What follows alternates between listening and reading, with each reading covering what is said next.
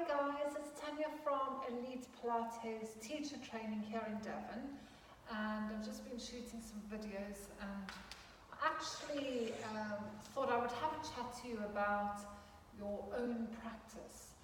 So it's very easy for us teachers to, especially when we're new to teaching, to take on all the classes we can, and not actually going to our own classes, or at least practicing on your own, or doing your own practice. And this is such an important part of your teaching skills and just you being a teacher, because people often ask me, how do I remember what to cue in an exercise? I'm like, because I know that exercise so well out the back of my hand. I know what muscles it's using, I know what muscles are relaxing, I know how it feels in my body, and all that. So when you have that knowledge about that one exercise, then cueing is really, really easy. But you're only going to get that knowledge if you actually do your practice.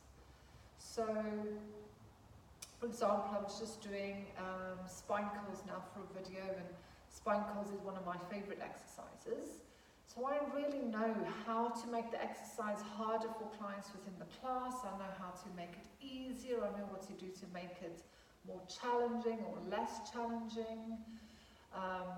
Again, I wouldn't know that if I didn't practice those exercises, whether it's in another class or on my own.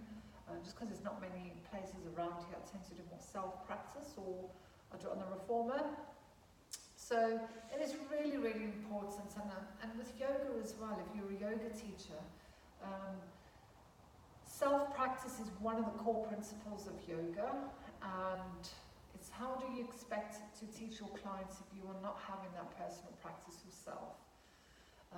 And it's not just from a point of what muscles will work or how that feels. It's so that you know deep down, especially when it comes to more of the challenging postures, it's like how someone else might be feeling if they can't get into a certain posture.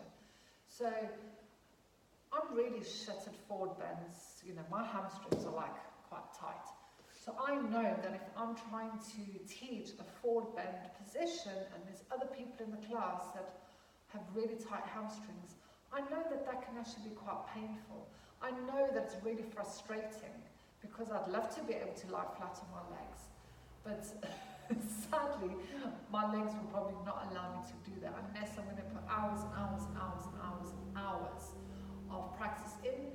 And to me it's not actually that important that I do lie flat on my legs, but I get what is going through other people's heads, the hating on their self and not being able to get into that position. People with balancing problems. You can see it's written all over the people's faces.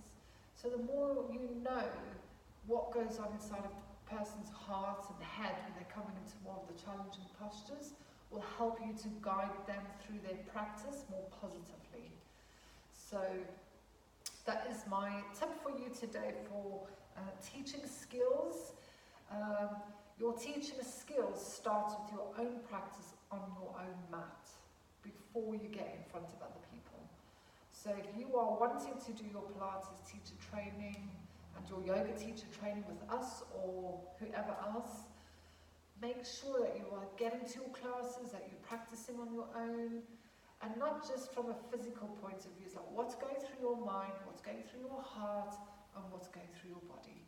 So hit me up with any comments or questions if you have any, and lots of love, and be kind to yourselves. Bye.